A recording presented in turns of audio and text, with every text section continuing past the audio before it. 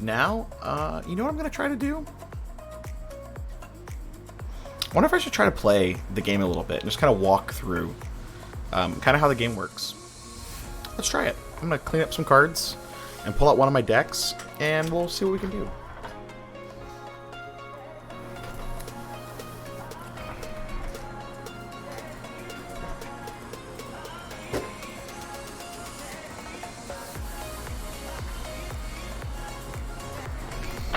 Alright, so let me zoom this back so that's right.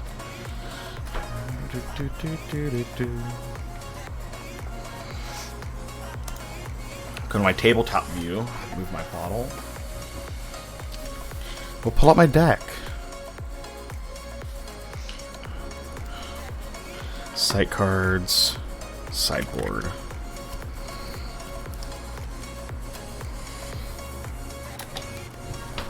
Alright, so I'm going to separate out all my minion cards. I think it's all separated already. And just play against myself. This is not an official solo variant. It's one that people have worked on a couple different ways just to like see how well your deck goes. I hope that I am going to like go through the right sites, but I'm pretty sure that if you like, I guess if you built your deck wrong and your opponent only went to sites very safely that your deck didn't have, you'd kind of it'd be in that same problem anyway. So let's see how it goes. Let me shuffle up my hero side.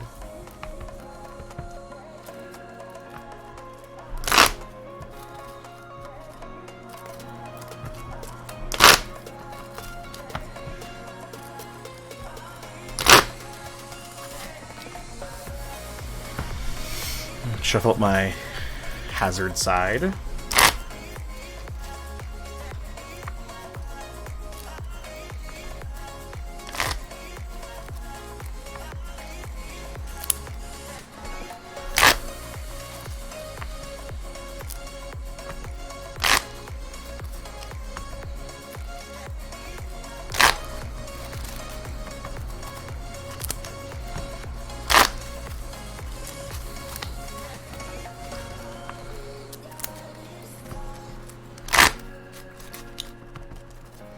I'll set that up there and set these right here.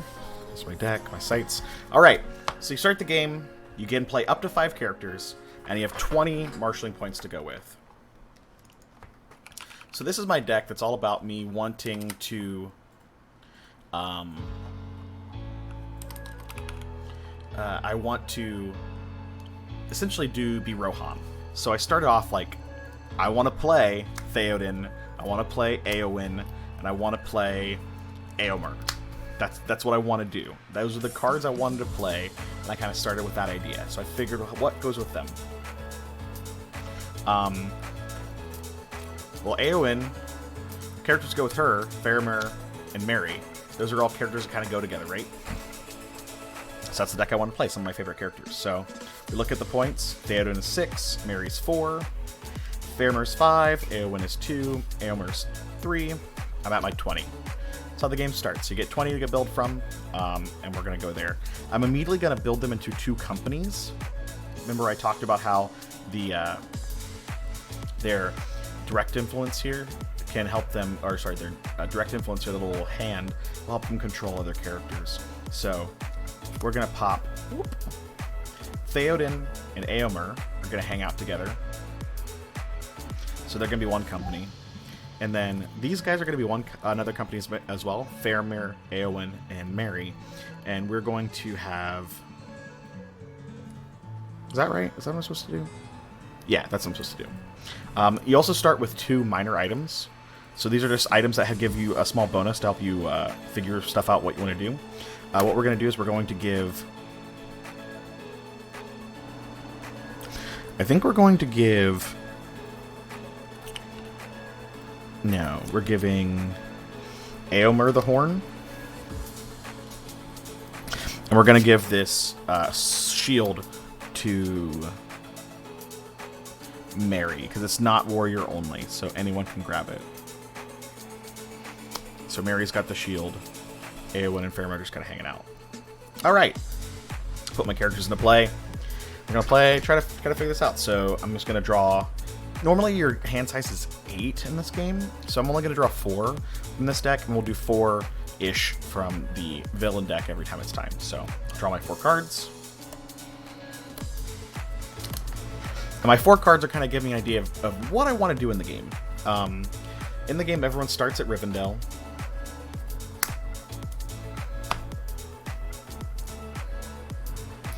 So I'm starting at this location. Both my characters are there. And let me pull up the rules. I had a little rule book right next to me here a second ago. 1 second.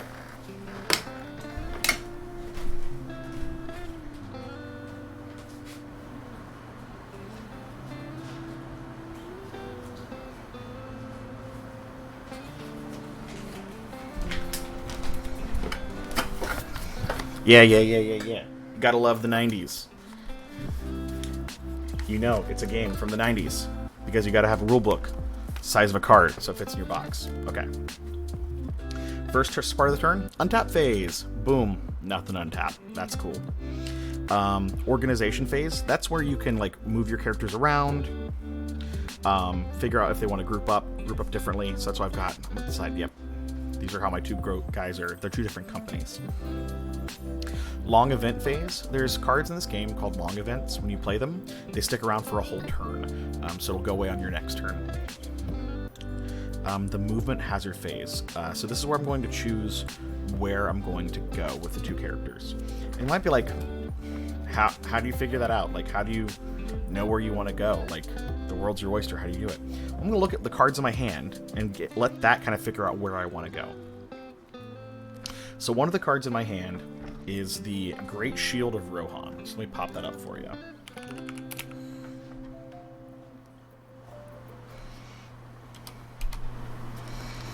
Great Shield of Rohan. Boom. So this is a major item that's a shield. It works with warriors, and it helps them fight off strikes better than normal. It's also worth 2 marshalling points. As we talked earlier, I'm trying to get to 20. I've already got 1, 2, 3, 4, 5, 6 from my characters just being on the board. So we're already rocking and rolling. We just want to get there as fast as we can. So I know I want to send Eomer someplace that can play a major item. So I look through my different sites. And the thing is, all my sites here, I actually want to get over to Minas Tirith, the Gondor area, as fast as possible. But in order to get there, I need to go to Lorien Fort first, because all my cards care about Lorien. Now that's where they're closest to. So, both of my companies are essentially one company right now. Yeah, because they're all going to the same place. So they're all going to be going from Rivendell to Lorien. So, I've got 4 cards in my hand. I'm going to have a 4-card villain hand or hazard hand to assume that, like, you know, a fairly lucky 1-in-1 split.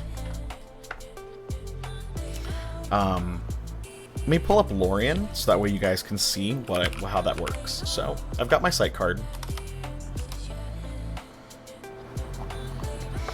Oh my god, Lorien's got a stupid symbol.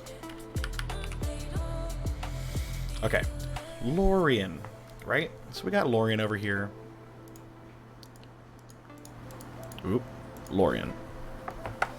So my path to go from Rivendell to Lorien is tree, building, tree. So there's 3 trees in the way. If you're playing the simple rules, you just go from there to there. It teaches you how to do it. If you're playing the really advanced rules, you could use the map. I'll just pull the map up real fast if you're curious. So I'll zoom in. I'll grab around. So I know that this is where Rivendell is. We'll zoom in. Hey, look. There's Rivendell. That's where we're going.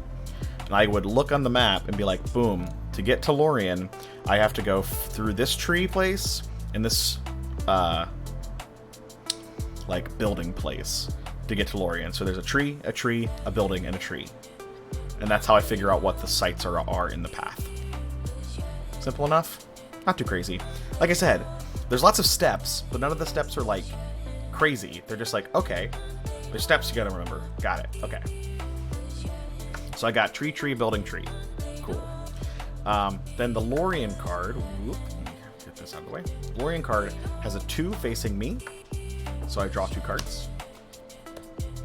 And there's a 2 facing my enemy, so they get to draw 2 cards.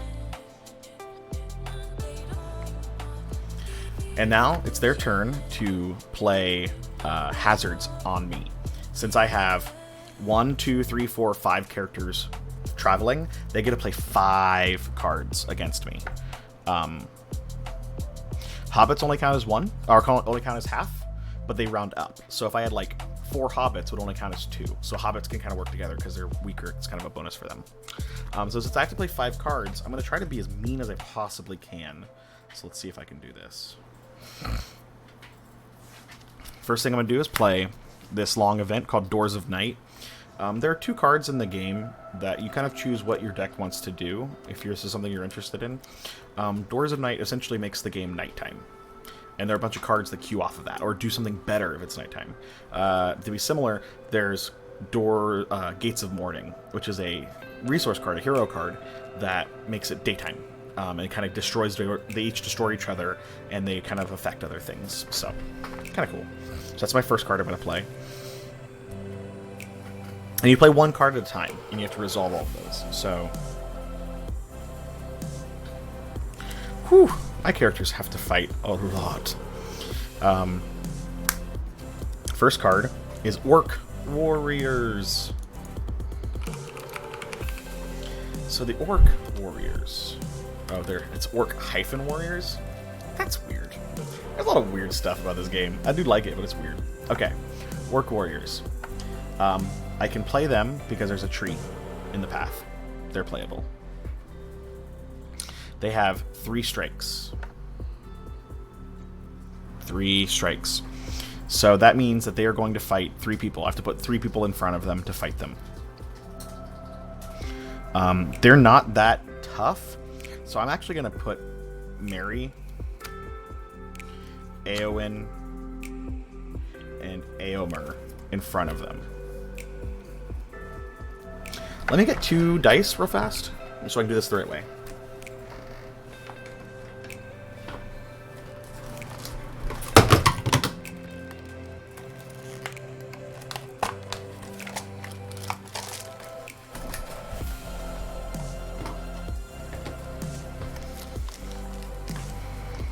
Alright, so these are some brand new Shadowrun dice.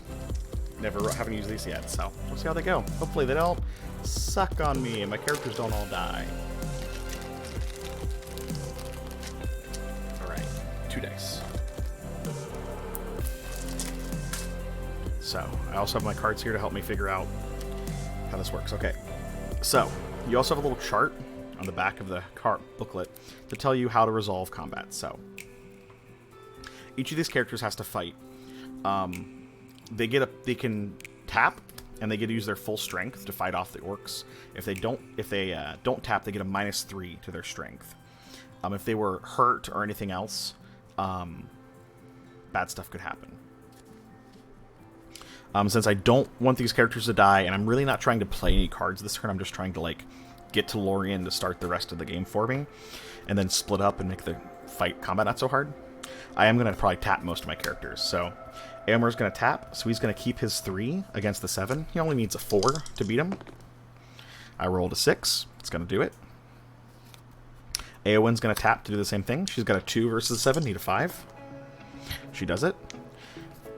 Now, Mary has only got a 1 because he's a hobbit. So he's definitely going to tap, so he doesn't get any penalties. Now, I can tap the shield to give him a +1, and I'm probably going to go ahead and do that right now.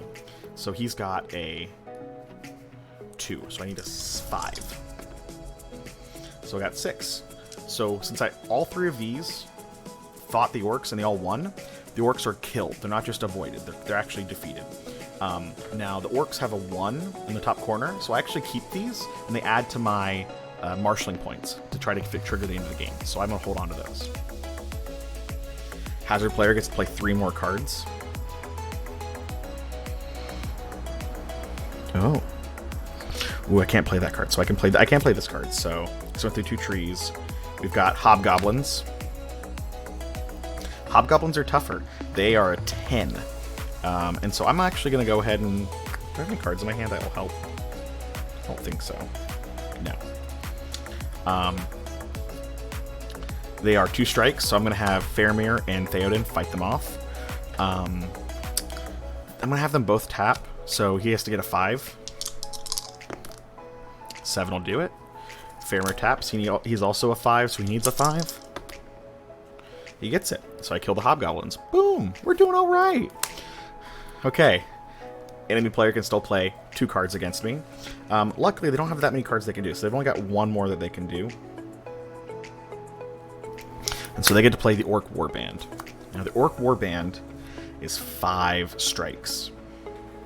And it's only a 4. Let me pull that up. Let me show you what this one looks like. So Orc Warband's right here. It's only a 4, but if they've already faced an Orc, which they have, it gets +3. So each of my characters has to fight. Now, they're not untapped, so they're not getting a -3. But since they're starting the turn fight, starting the round tapped, they do get a -1. So all my characters have to face a 7th strength attack at a -1. So, start with Eowyn. So she is a 1 against a 7, so she needs a 6. She rolled a 6. Whew. Eowyn was a 3, so now he's a 2. Needs a 5. Is that a Snake Eyes? 5. So 5 plus 2 is 7. Whew, you guys made it. Faramir, he's a... Oh, that's Merry. Ooh. Merry needs to beat a 7 by himself.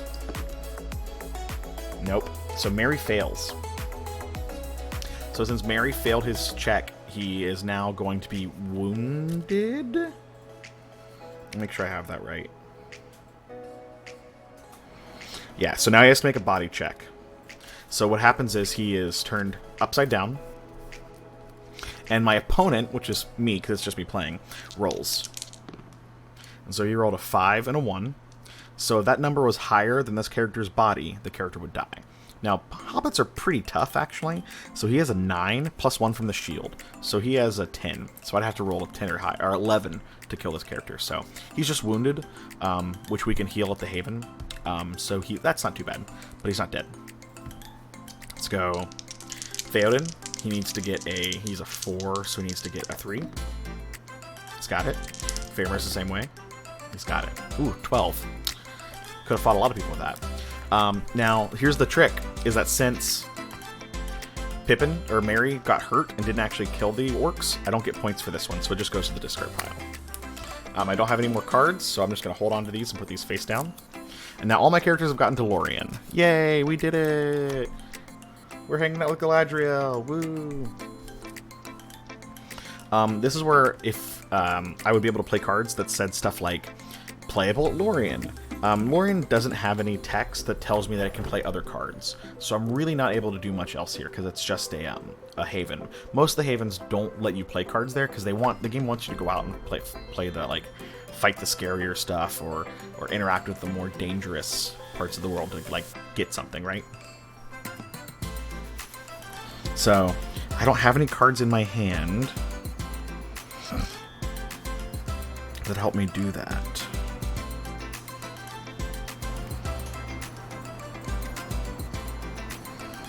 Nope. Alrighty. What's next on the turn? Sight phase, I'm not doing anything in the sight. It's in the turn. At this point, I would discard down to my maximum hand size. I'm doing my maximum hand size at 4, because I'm not really playing any cards. So I'm going to discard... I want that, I want that, I want that. I'm going to discard... Rescue... No, I'm going to discard Praise to Elbereth and a friend or foe. For under 3. Go to my next turn. All my characters untap. Since this is a haven, my wounded character heals, which means he goes 1 step up. So since he was wounded, he becomes tapped. Next turn, he'll untap and get to do more. So now it's time for me to figure out where my characters are going to go. Essentially, what I want to do is I want to send...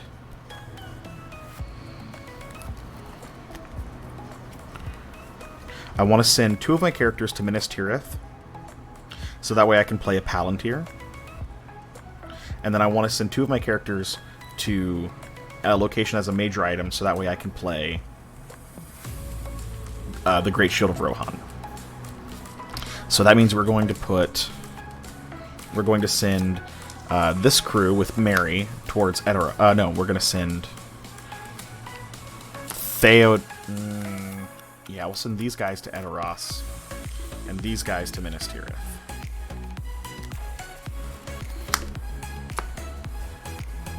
So Lorien's going to go away, and my character's going to attempt to move out. We're going to essentially do 2 like mini hazard phases each. These guys are going to Edoras. We each draw 1 card. Oh, so my bad guy cards, they would have gotten 1, 2, 3, 4. Doors of Night goes away because the long event phase has passed. I draw 1 card for Minas Tirith, and my opponent draws 1 card for Minas Tirith. Let me pull that card up so you can see it.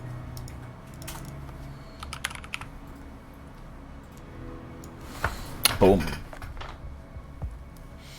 So what's there? The path to get there, so, is tree, building. So there's like a border hold, freehold, and it's a border hold. So from Lorien to there, so it's haven, trees, there. Okay. If we're using the map, we would use that more, but I'm just using the basic path, so it's these paths. So what does my opponent get to play? So since I have 3 characters going, he can play 3 hazard cards against me. So it looks like he can't play the Orc. Nope. Twilight's not going to do me any good. So Twilight's not going to do me any good. And so the Orc Patrol can go. So let's see what an Orc Patrol looks like. In case you hadn't noticed, my hazard side is an Orc deck. There's lots of Orky cards that I can play. Let me clear up a couple of cards, so that way I can make it easier to see what cards I'm picking.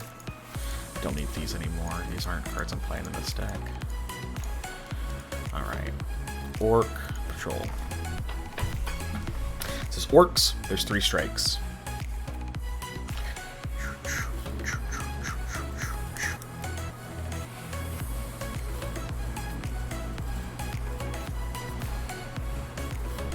Wait, why did I send them to Edoras? That's not right. Hold on.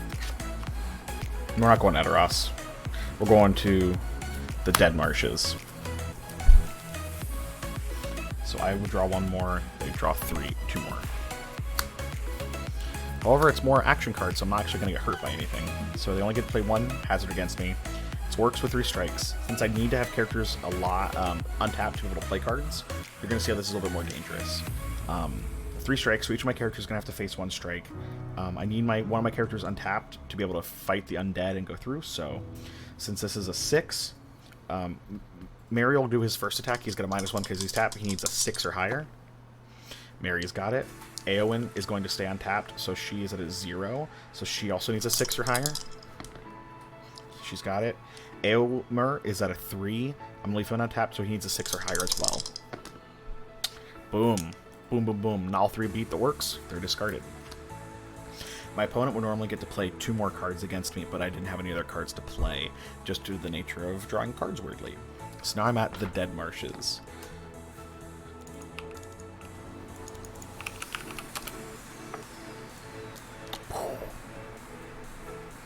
Now that I'm at the Dead Marshes, I have to face the automatic attacks.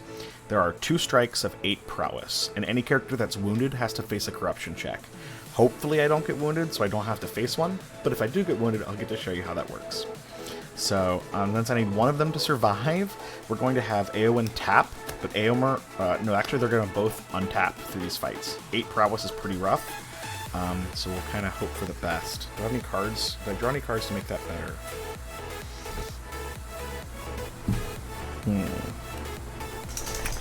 Nope. No, I do not. So 8 prowess.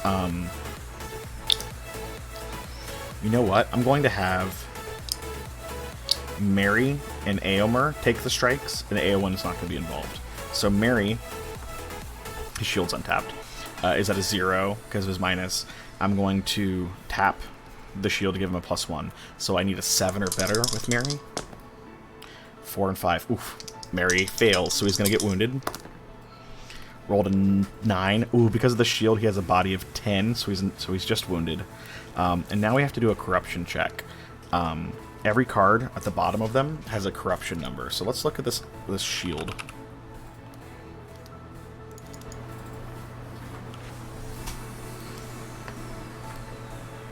Well, maybe it's from a different set. Okay, Shield of Ironbound Ash. So this shield has a little -1 down here, has a little 1 here, so it has 1 corruption point. Essentially, you would add up all the items on the character, and you have to roll over that number. Pretty easy to do with just like a shield. Also, Pippins or Hobbits are pretty hardy, so they actually get a bonus to that. So like, you look at Merry, he's got a +2, he can't fail. So I roll the corruption check, but it doesn't matter for him. Because he's always going to get a +2 to like avoid that. You look at something like the One Ring though, so that's like the most corruptible item in the world. It has a 6, so you have to roll over a 6, and if your character has anything else making it like corrupting it, like that's gonna make it harder. But Merry can't fail because he's only got a 1. He's got a +2, so he's gonna be fine. So we're gonna have Eomer tap to face the other strike. He's at a 3 against an 8, so he needs a 5. He's got a 7. He hits it. All right, gone through the site, fought the hazards, fought the item attacks. Now I can tap the site and tap a character to explore it and play one of the items. The Dead Marshes says I can play a greater item, so I'm going to play the Great Shield of Rohan onto Eowyn. Great Shield of Rohan. It's warrior only. Eowyn is a warrior scout. Gives her a +2 to her body, so she's going to be at a 9. And I can tap this so she can stay untapped when she's fighting someone. Yeah, that's pretty cool. And if she's wounded, she has to tap. So hopefully you don't get wounded. All right, now we have these guys going to Minas Tirith. Important place to go. Let's see how that goes.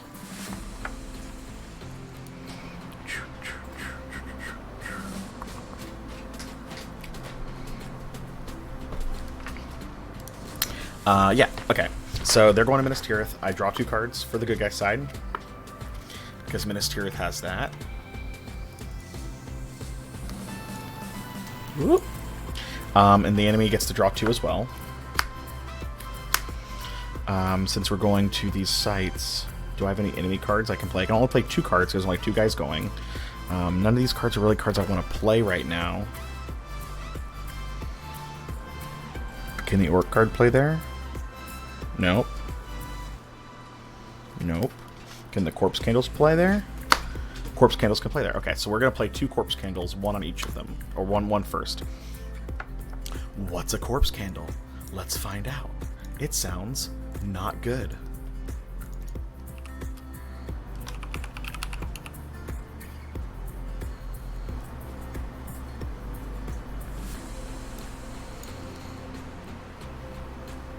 Corpse Candle. Undead. 1 strike. Before the defending character is selected, every character in the company makes a corruption check. Okay. Again, I would roll for my characters, but none of the characters are holding any items, so they have to be a 0.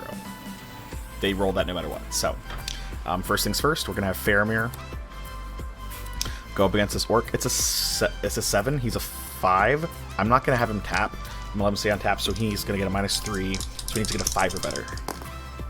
Rolls a 6. That does it. Theoden, I'm going to have him tap, because I only need 1 person alive to play a card here. And so he gets an 8. We kill the Corpse Candle. Boom! Hey, that's more points. We're at 4 points already. 4. Oh wait, 5, 6, 7, 8, 9, 10, 11, 12. See how you can get points pretty quickly in this game, especially if your opponent plays enemies that you're able to fight. Now, why did we go to Minas Tirith? It's because this Minas Tirith doesn't say you can play anything there, so what's the point? Well, there are other cards that you can play there, so I'm going to actually tap Faramir and play the Palantir of Minas Tirith.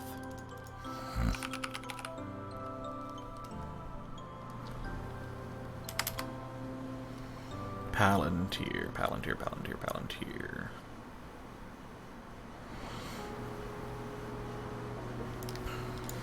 Alright. So, playable only at Minas Tirith. It's a special item, so it has special rules for it. Essentially, this one is you just have to be at Minas Tirith to play it. only characters that have that say they can use a Palantir can use this. So my characters can't, but it is worth 2 points. So you're just gonna hold on to that and hang out this place. And that's kind of how the game works. You just go back and forth, going to new locations, playing new cards, and trying to get as much cool stuff as you can, right? Ooh, I got an achievement. I got a Chivo, like clockwork. That's fun. I like achievements. Makes me feel fancy. Anyway, yeah, that's kind of how the game works. Back and forth, playing cards. Once your deck goes through the first time, you can then call the free cancel at 20 points. If you were playing with your opponent, you're actually drawing all more cards, you'd go through it a lot faster. You'd also discard cards either your turn that you didn't want, so that way you could, like, force your game to get there. But yeah, that's how Middle-Earth is played. You shuffle these back up, clean this up a little bit.